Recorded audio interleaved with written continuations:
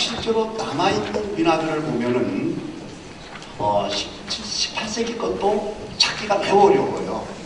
그래서 거의 19세기, 20세기 그림들이 대부분을 이루고 있습니다. 그런데 사찰 벽화에 남아있는 민화적 요소를 띠고 있는 그림들은 비교적 연대를 알 수가 있습니다. 건물 연대를. 물론 외부에 있는 그 사찰 벽화는 아마 그 재복원을 하면서 다시 그 불사를 다시 하면서 단청을 위에다가 입히는 경우도 있고 바꿀 수도 있을 것입니다. 그렇지만 대체적으로 사찰의 그 18세기라고 얘기할 수 있는 19세기 정확한 연대가 들어가 있는 그 사찰 벽화에 남아있는 그림들은 연대를 확실하게 알 수가 있습니다. 그래서 민화를 공부하면서 연대를 어떻게 측정하고 어떻게 알 것인가에 관한 내용과도 관계 있는 것이 바로 사찰 벽화 속 민화 얘기입니다. 어떻게 연대를 측정할 수 있었느냐 하면은 가끔씩 보면 불화에, 특히 불화에서 산신도나 나한도 같은 데는 정확한 연대가 나와요. 작가까지도 나옵니다. 그리고 무신도 같은 경우도 그 연대하고 이름을 적어놓은 경우가 있습니다. 그래서 그 연결시켜서 연대를 추정할 가능성이 있었고, 가끔씩은 또 민화에 직접 연대를 적어놓은 것도 있습니다. 그래서 그 민화의 대체적인 연대는 19세기, 20세기경에 남아있는 게 대부분인데, 그렇다면은 우리가 지금 민화를 어떻게 설정하고 있느냐 하면 영정조 시대에 대중문화가 꽃이 피면서 민화가 유행되기 시작을 했다라는 어떤 그 통칭을 가지고 지금까지 우리가 민화를 공부하고 있었거든요. 그런데 그 이전, 영정조 이전의 민화들을 민화의 그 원류를, 민화와 같은 그림들을 찾을 수 있는 것은 사찰 벽화밖에 없습니다. 그래서 사찰 벽화가 매우 중요하다고 생각을 했고, 또 하나는 사찰 벽화 속에는 기본적으로는 불교의 장엄, 불교의 교리, 이러한 내용들을 그리는 게 원칙인데, 불교의 장엄이나 교리와는 완전히 다른, 소위 우리가 민화에서 흔히 볼 수 있는 민화와 관계된 그런 그림들이 벽화에 많이 남아 있습니다. 그래서 그런 그림들을 중심으로 연구하게 된다면은 아마 우리 민화의 상한 연대를 찾을 수 있을 터인데, 그래서 이제 대체적으로 그 영정조 시대라고 얘기를 했는데, 그 이전의 사찰 벽화에서 보면은 민화하고 똑같은 게 나타납니다. 그래서 과연 그 민화의 시작 연대를 영정조 시대라고 볼 것이냐, 아니면 사찰 벽화나 이런 것들을 종합해서 판단을 해서 시대를 더 올려잡을 것이냐, 이런 문제가 대두됩니다. 특히 그 사찰 벽화에서 보면은 대체적으로 민화의 그 상당수들이 가령 그 상상의 동물이랄지, 지금 조금 전에 나왔었습니다만 그 소상팔령 내용을 그렸다고 할지, 그 다음에 보살물도에 나타나는, 그래서 대체적으로 보면은 그 중국 그림에서 영향을 받아서 조선시대 유교 문화에 크게 유행되었던 그런 그림들이 사찰 벽화에 그려지고 있었습니다. 그래서 아마 저한테 지금 엄청나게 많은 질문이 올 것 같아서 좀 내용보다는 그림을 가지고 설명하는 게 더 쉬울 것 같습니다. 그림을 가지고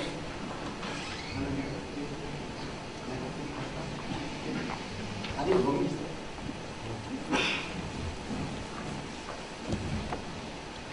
다음 조금 전에 얘기한 그런 내용들 적혀 있습니다.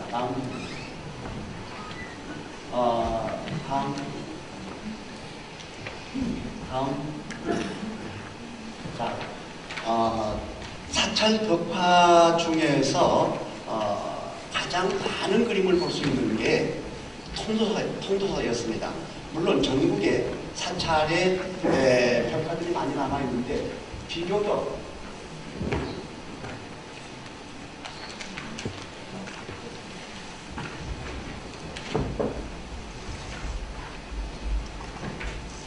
사찰 벽화 중에서 통도사를 비롯해서 대체적으로 1800년대 말에 지어졌던 사찰 속에는 상당히 벽화가 많이 남아있는데 유난히 그 벽화 속에 민화와 같은 내용으로 똑같이 볼 수 있는 내용들이 통도사에 가장 많이 있었습니다. 그래서 통도사에 있는 그림들이 꽤 많이 등장되고요. 자, 이런 그림은 민화 호랑이에서도 많이 나옵니다. 해남 대형사 명구전에 붙어있는 그림들이었는데 이런 게 명구전에 붙어있는 이유가 무엇일까? 사실은 명구전에는 시황과 관계된 내용들이 들어있지만 의외로 이런 호랑이 같은 경우가 나오는데 이 호랑이가 굉장히 살찐, 아주 통통하게 살이 찐 호랑이였습니다. 조금 더 하나 더 지나가서 보면 이런 파주 보강사에 있는 벽화 같은 경우는 원래 똑같은 벽화가 있었는데 이게 너무 낡았었고 이것을 제가 책에다 썼더니 이게 너무 좋은 그림을 알려가지고 다시 두 번째 복원해서 불사를 해놓은 겁니다. 그런데 그게 또 낡았어요.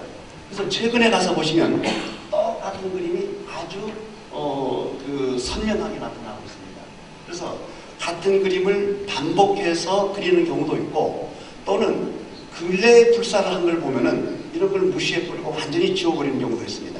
그런데 상당량들은 벽화를 옛날에 했던 것을 다시 반복해서 또 그리고 그게 낡아서 닳아지면 또 그리기도 하고 그런 경향이 많이 있습니다.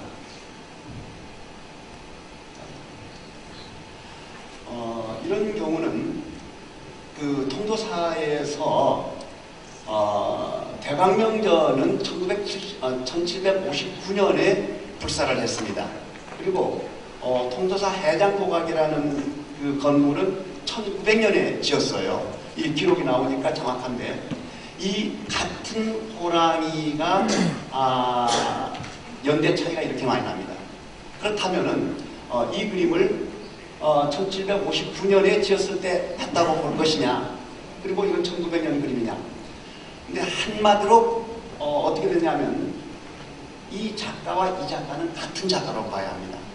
그러니까 1900년대 이 해장고각에 단청을 한 사람들이 이 그림을 했을 경우라고 봐야 되는데, 다만 통도사 같은 경우를 비롯해서 큰 절, 예를 들어서 금강산 유점사 같은 경우는 금강산 유점사에 이 그림을 그리는 스님들이 대대로 내려와요.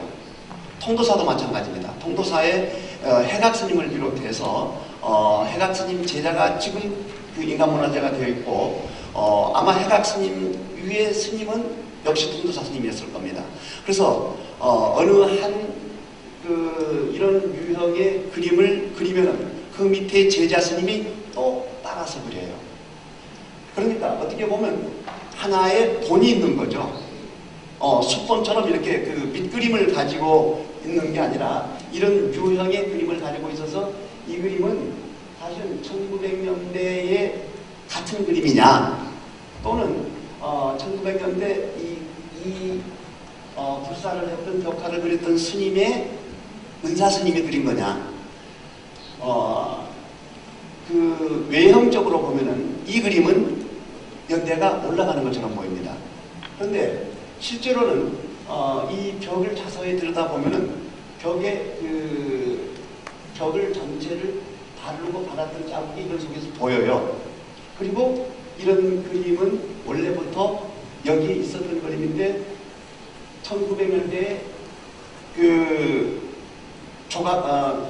단청을 한 사람들이 이 그림을 그대로 따서 그립니다.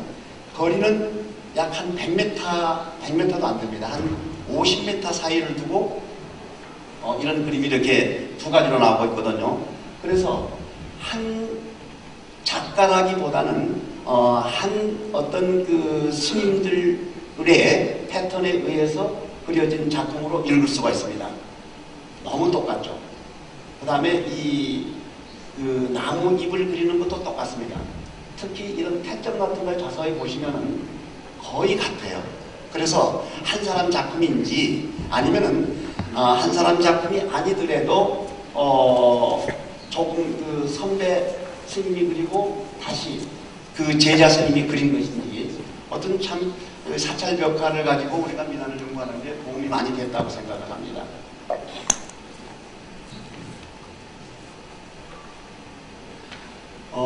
부산 범어사의 백호인데요.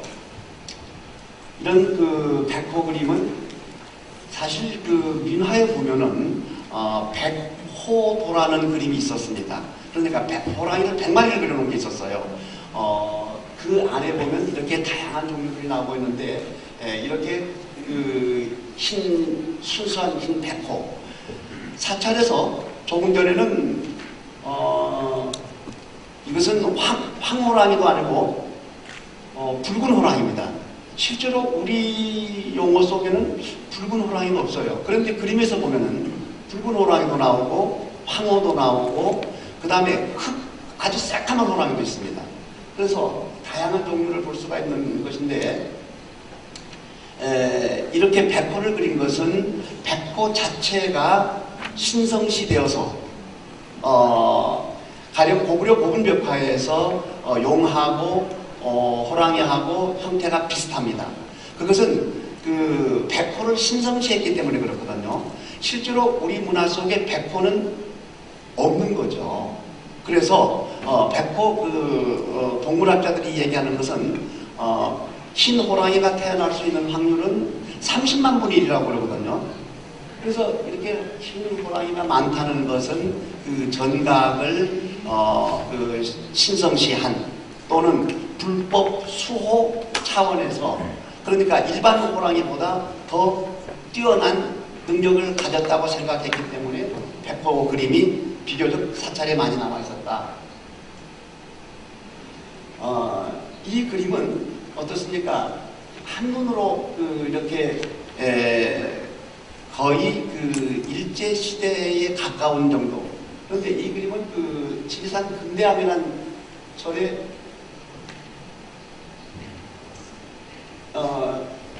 남아있는 그림인데요. 백호를 그렸고 마치 얼굴이 고양이처럼 보입니다. 그래서 호랑이 그림을 보면은 시대가 내려올수록 고양이에 가까운. 그래서 이런 그림들이 더 시대가 지나가면은 일제 시대가 되고 일본 호랑이로 바뀌어버리죠. 자, 이것도 역시 그 통도사 1887년 그 명구전에 남아있는 그림인데 이 그림은 아마 이 연대로 봐도 정확할 겁니다. 그리고 이 그림은 어떻습니까? 이번 전시에서 이 그림이 나와서 이제 새로운 얘기들을 많이 할 수가 있었는데 똑같이 백호들이었습니다. 사찰에서 백호를 신성시하게 생각했듯이 민간에서도 12폭 병풍에 백호를 이렇게 크게 그렸다? 이 용도가 무엇일 것 같습니까? 사실은 이 용도는 보통 우리가 일반적으로 호랑이 그림은 크기가 뭐 대문에 붙였거나 아니면 관아의 그 후면에 아니면 조금 전에 보셨던 청룡백호도의 그런 정도의 그림 사이즈이지 이렇게 큰 12폭 병풍 하나를 호랑이 한 마리를 그렸다는 것은 뭔가 그 속에 숨겨진 의미가 있다. 여기에 보면 뭐라고 써놨느냐 하면 수기맹호도라고 적혀 있습니다. 그 숫자가 잠잘 숫자였습니다. 잠자다가 일어날 기, 잠자다가 일어난 호랑이다.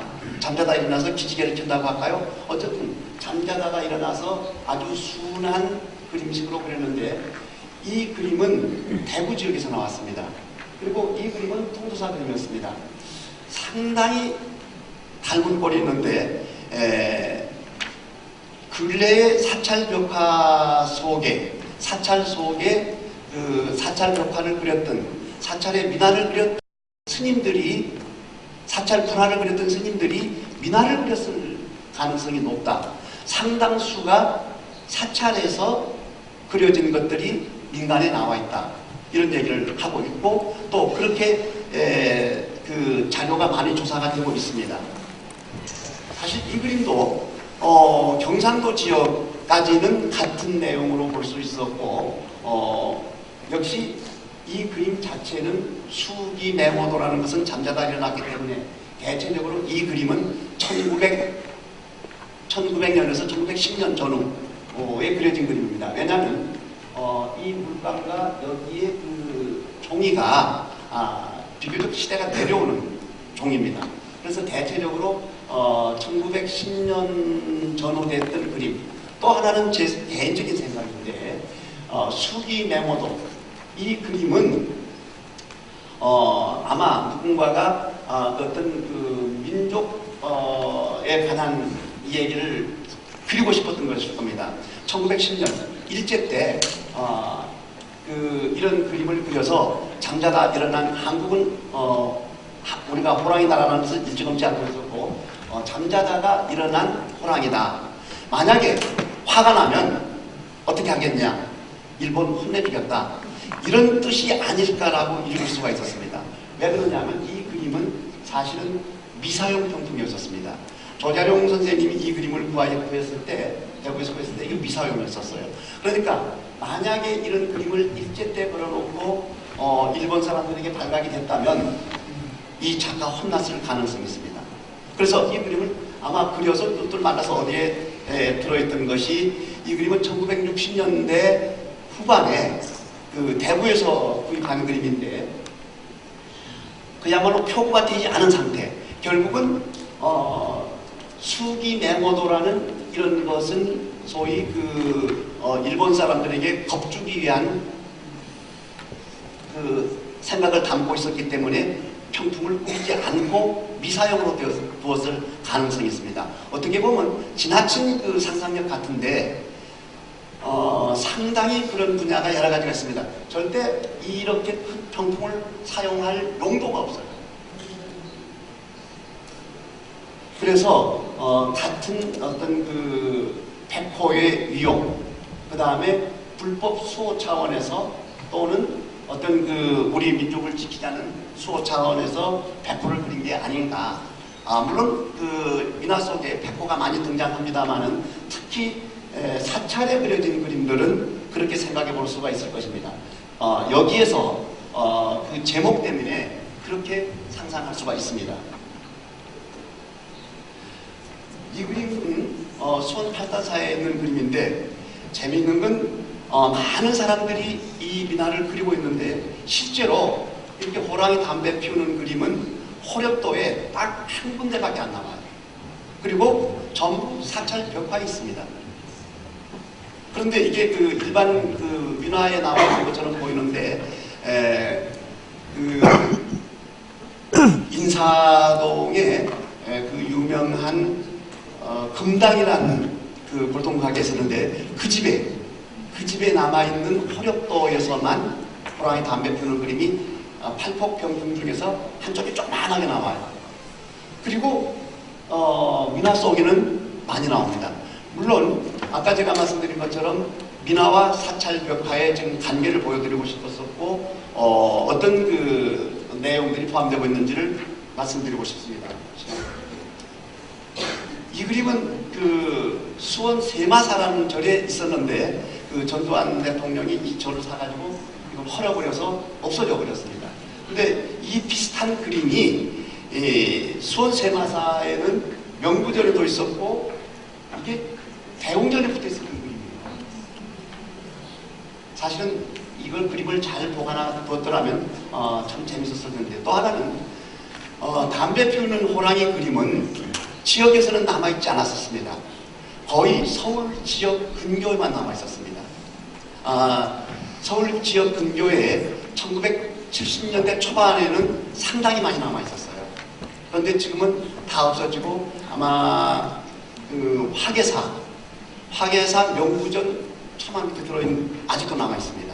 그리고 수원 그 발달사에 남아 있는 그림, 그리고 이런 그림들이 많이 남아 있었는데 다 없어졌다. 어쨌든 민화 속에서 우리가 민화하면 상당히 많은 그림들을 담배 피우는 호랑이 그리는데 그것은 벽화에서 더 일찍 붙어 있었고 더 많이 등장된다.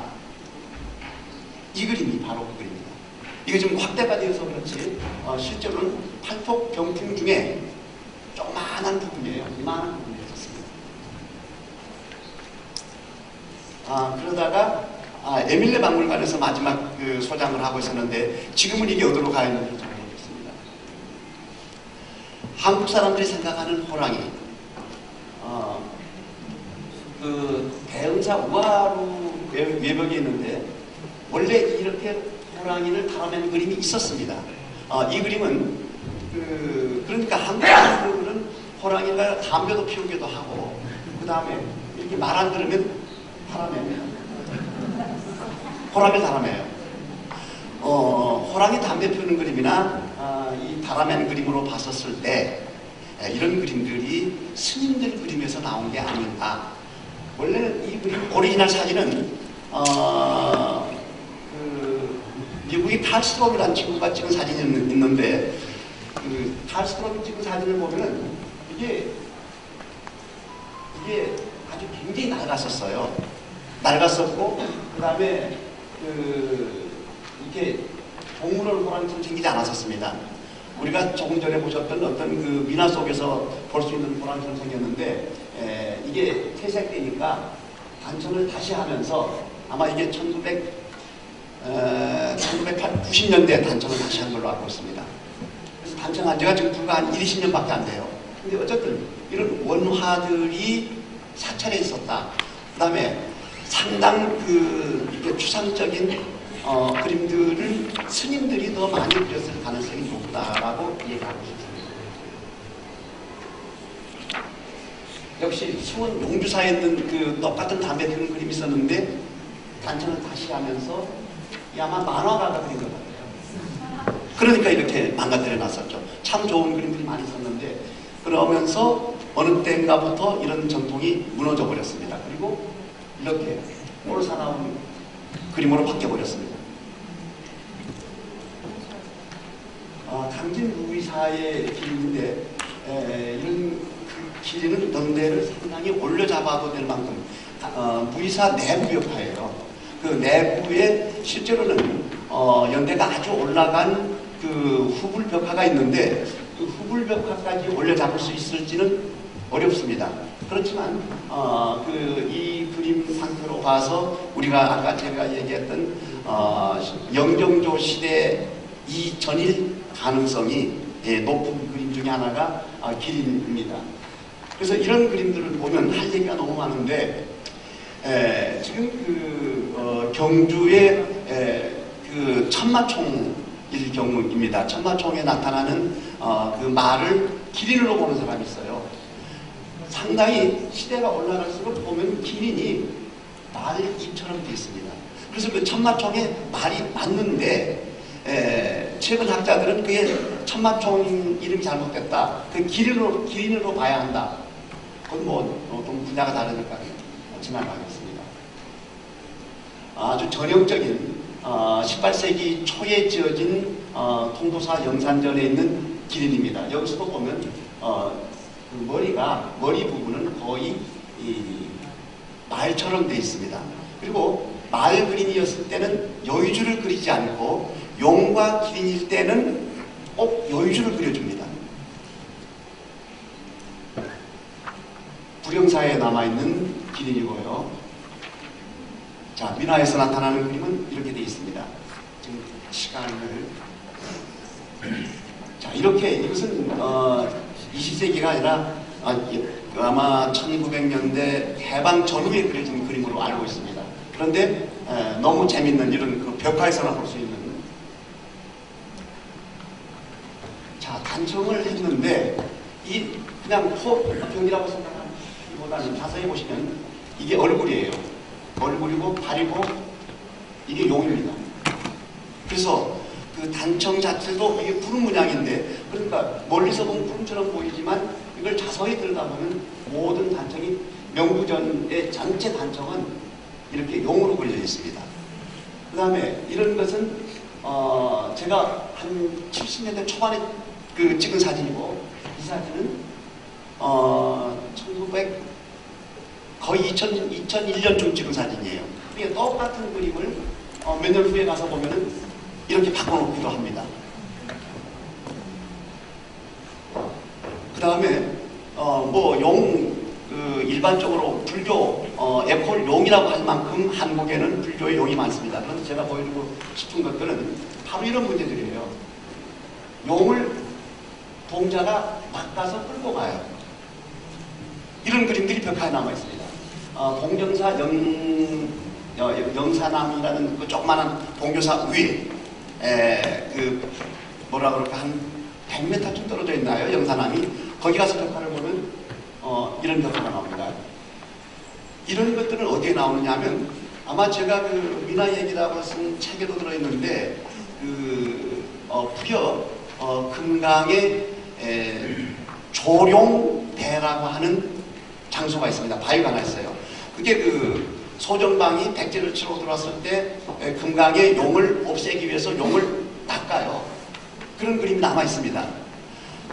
그런 것과 사찰에 남아있는 이런 그림과는 어떤 관계가 있었는지 쉽게 말씀드리면, 스님들이 그린 그림이 우리 민화 속에 엄청나게 많이 들어가 있는데, 확실하게 이게 스님 작품이라고 얘기할 수 있는 게 근거를 잡지 못하고 있기 때문에 좀 문제점들이 많이 있습니다. 그렇지만 앞으로 그런 그림들, 이런 그림 민화의 상당 부분이 불교와 관계가 있었고 불화를 그렸던 스님들의 작품일 가능성을 연구를 해봐야 합니다. 아니면 용을 이렇게 용에 날개가 달렸어요. 그래서 이런 걸 보고 우리는 날비자 비룡이라고 합니다. 이런 그림들이 이런 그 날개가 달린 그림은 상당히 많이 남아 있습니다. 여기도 역시 날개 달린 용을 대웅전, 마곡사 대웅전인데 날개 달린 용을 동자가 타고 가는. 그러니까 불화 쪽에서 불교미술 한 사람들은 우리는 이게 민화와 관계시켜서 지금 제가 얘기를 하고 있고, 불화를 공부하거나 불교미술 공부하는 사람들은 불법 수호 차원이지 민화하고는 관계없다고 얘기를 합니다. 그렇다면 이걸 어떻게 생각을 해야 될까요? 어쨌든 저도 이런 것을 민화 속에서 민화의 한 분류로 봐야 된다고 생각을 하고 있습니다. 마곡사 나왔는데 이게 그 불교선화에서 나온 거죠. 물고기 입에서 물고기가 나오고 물고기가 연속으로 계속 이어져 나옵니다. 이런 그림들은 민화에도 있습니다. 서산중수사에 있는 용인데요. 이건 쉽게 한눈에 여기서부터 여기까지 물고기고, 물고기 입에서 용이 나오고 있습니다. 그래서 어변성룡이라는 이 내용은 사실은 사찰에서 더 많이, 사찰이 상당히 물고기를 많이 그리고 있는데 순수하게 그걸 물고기를 왜 그렸는가. 근데 보면은 이렇게 물고기가 용으로 변해가는 과정, 어변성룡을 그려놨는데, 더 재밌는 것은 보시면은 자기 아들 출세하기 위해서 몰래 여기다가 자기 아들 이름을 잔뜩 써놨습니다. 이런 그 묵서명들이 도처에 남아있는데, 결국은 이 그린 사람과는 아무 상관없이 용에다가 자기 이름을 쓰면은, 그래서 사찰에 있는 용들을 자세히 보시면은 특히 머리, 뿔, 아니면 여의주에다가 조그맣게 이름을 써놓은 게 있어요. 무슨 뜻이냐면 출세하기 위해서, 출세하는 것을 기원하는 뜻에서 그런 것들이 사찰 벽화에 상당수 남아있다. 선운사 대웅전 건데도 한마디로 어변성룡을 그리고 있습니다. 여기서 보시면 그 마곡사 영산전에 남아있는 그림인데 몸뚱이는 용이고 머리는 사람이었습니다. 여기 눈이죠. 여자가 여의주를 손에 들고 있고 그 다음에 여성이 얼굴 나타나는데 몸뚱이가 용이에요. 솔직하게 얘기하면 저도 이거 지금 무슨 그림인지 모르겠습니다. 결국은 스님들이 그렇게 많은 그 상상의 그림들을 많이 그리고 있었다. 이 그림은 뭐 너무 많이 봤던 그림이죠. 이태백이는 사실 중국 사람이었고 중국에서는 죽은 걸로 되어 있지만 한국에서는 이렇게 술병까지 타고 고래 타고 하늘로 올라갔다. 이것도 이태백을 그려놓은 그림입니다. 선유도라는 그 신선도에서 나타나는 여기는 지금 그 물고기를 낚고 있고 그 피리를 불고 있었고 선녀들이 춤을 추는 장면입니다.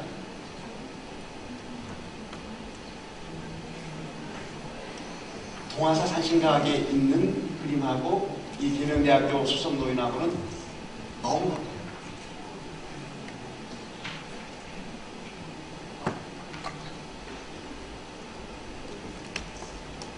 이게 보복자입니다. 마찬가지로 이자도 보복자입니다. 이것은 그 신원사 중학당 천장에 붙어있는 그림인데 이게 문자거든요.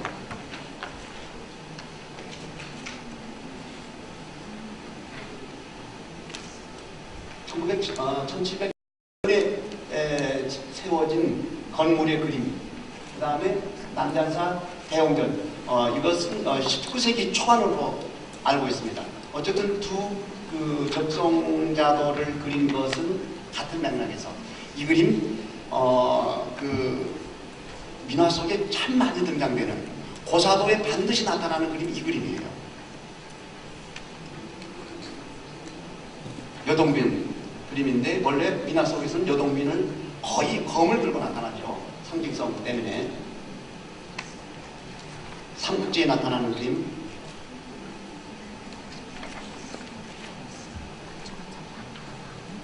이 그림 이게 그 한국 걸로 알고 있는데 사실은 이게 불교의 그림입니다. 인도 설화에서 만들어져서 서기 2년에 중국을 거쳐서 들어온 불교를 따라서 이게 우리나라에 들어와서 원래는 인과응보라고 하는 넉자만 가지면 설명이 불교에서는 되는데 우리는 어떻습니까? 별주부전 내용을 얼마나 많은 그 내용으로 이렇게 크게 소설화시켰거든요. 그러면서 이런 그림들이 나타나기 시작을 합니다. 이 그림이 통도사에도 있고 상당 부분의 사찰벽화 이런 그림들이 나타나고 있습니다.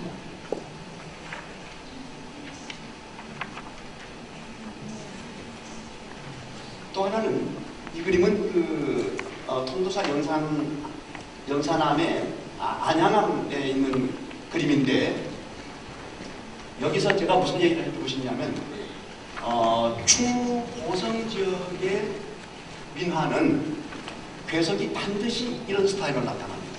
그래서 아까 그 지역 얘기가 나왔었는데 충무 고성 지역 민화의 특징 이런 그림은 그 지역밖에는 없었습니다. 그래서 통도사와 그 충무 고성 그 지역 경상남도 일대에서 지역적인 특성을 볼 수 있는 그림이 바로 이런 양식이었습니다. 자, 이렇게 이게 해태인지 아니면은 사자인지 이렇게 정말 재미있는 표현을 많이 하고 있는데 이런 그림들이 민화 속에 많이 나타나고 있다. 결론은 이런 그림들로 봐서 사찰에서는 용도가 분명히 불법 수호 차원으로 그려졌겠지만 사찰과는 전혀 없는 관련 내용으로 그려지고 있는 걸로 봐서 상당량의 민화들이 스님들이 그렸을 가능성 또는 민화를 그린 사람들이 사찰에 가서 보고 그렸을 가능성 이런 것들을 우리가 앞으로 연구해야 되지 않겠느냐 그런 의도에서 그림을 보여드렸습니다. 이상입니다.